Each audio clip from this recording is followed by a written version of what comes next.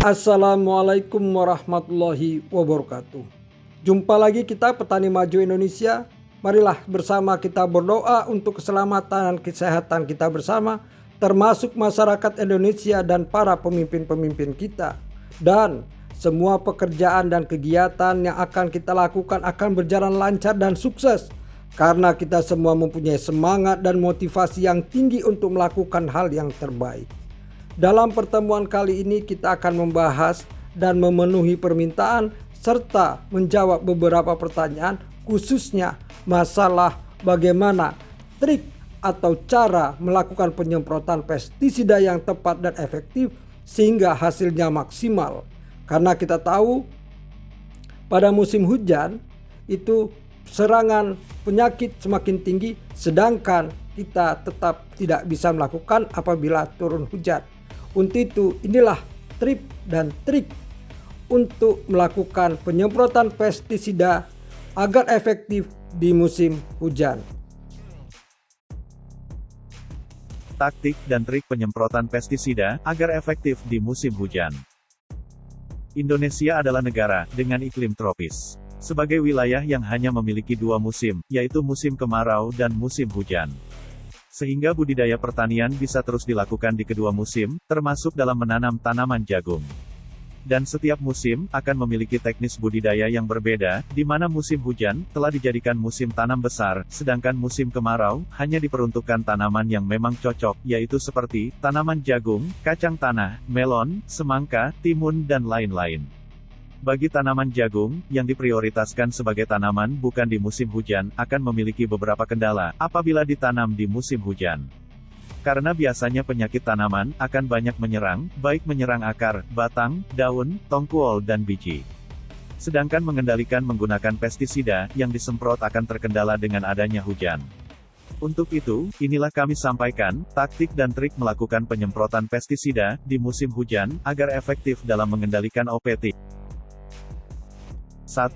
Pemilihan pestisida. Sebelum membeli pestisida, kita lihat dulu ke lahan, monitoring gejala kerusakan yang ada di pertanaman, apakah gangguan berasal dari cendawan, bakteri, nematoda, atau serangga, tungau dan lain-lain. Apakah ada lebih dari satu gangguan? Sehingga pestisida yang dibeli akan tepat sasaran. Sifat pestisida yang akan digunakan juga harus diperhatikan sesuai dengan tujuannya. Kalau untuk pencegahan, sebaiknya gunakan pestisida sistemik, karena diserap dan diedarkan ke seluruh bagian tanaman, sehingga tahan lama keampuhannya. 2. Pemilihan alat aplikasi. Periksa alat aplikasi pada sprayer. Antara lain yang berhubungan dengan nozzle pada sprayer. Misalnya, untuk nozzle insektisida dan fungisida, dipilih yang mampu menghasilkan pancaran menyebar, seperti kerucut, atau kon nozzle, supaya daerah luasan pestisida bisa meluas dan merata. Yang berbeda bagi herbisida, yang menggunakan nozzle jenis polyjet, sehingga menghasilkan pancaran berbentuk kipas. Begitu pula dengan tangki sprayer dari logam, bisa digunakan untuk menyemprotkan insektisida atau fungisida. Sebaiknya memang, menggunakan tangki sprayer dari plastik, agar bisa lebih efisien digunakan. Sebelum digunakan menyemprot insektisida atau fungisida, sebaiknya dilihat dahulu bentuk semprotan nozzle-nya.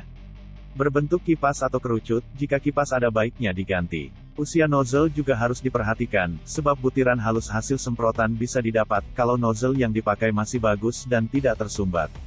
Apalagi kalau lubang nozzle-nya membesar karena ditusuk-tusuk. Kalau sudah seperti ini, harus diganti baru. 3. Pemilihan waktu untuk aplikasi. Waktu penyemprotan yang baik adalah pagi atau sore hari, kalau tidak ada angin kencang, dan tidak ada tanda hujan akan turun atau mendung, dan jangan lakukan ketika sedang hujan. Sehingga tidak akan banyak pestisida yang hilang karena hembusan angin, atau tercuci air. Pengaplikasian yang tepat adalah pukul 6-9:30 dan pada sore hari di atas pukul 15, sebab saat pagi hari hama tidak banyak bergerak, sehingga efektif untuk dilakukan penyemprotan. Penyemprotan juga tidak boleh dilakukan sehabis hujan turun, karena permukaan daun biasanya masih basah dan licin, sehingga butiran pestisida sulit melekat di daun. Dan jangan lakukan penyemprotan waktu mendung, angin kencang, dan hujan. 4. Pemilihan cara aplikasi. Agar efektif, sesuaikan cara aplikasi dengan hama atau patogen sasaran. 5. Pemakaian takaran yang tepat untuk aplikasi. di mana dalam pelaksanaannya, sesuai dengan dosis atau konsentrasi yang direkomendasikan, pada kemasan pestisida, termasuk hama sasaran, dan cara kerja atau mode of action, dari pestisida tersebut. Pemilihan bahan perekat atau perata. Kalau penyemprotan dilakukan pada musim hujan, pada permukaan daun tanaman berlapis lilin, atau banyak ditumbuhi bulu halus, maka pestisida perlu dibubuhi bahan perata perekat yang berfungsi untuk memperkuat daya rekat pestisida pada daun. Ada baiknya, sebelumnya lihat-lihat pada kemasan, terutama sifat pestisida yang mau disemprotkan, dan waktu penyemprotan, serta perlu tidaknya menambahkan bahan perata perekat pestisida. Cara memakainya, cukup dengan menambahkan bahan perata perekat tersebut pada larutan pestisida yang akan disemprotkan, dosisnya sendiri bisa dilihat pada petunjuk pemakaian pada masing-masing bahan perata perekat. Semoga bermanfaat.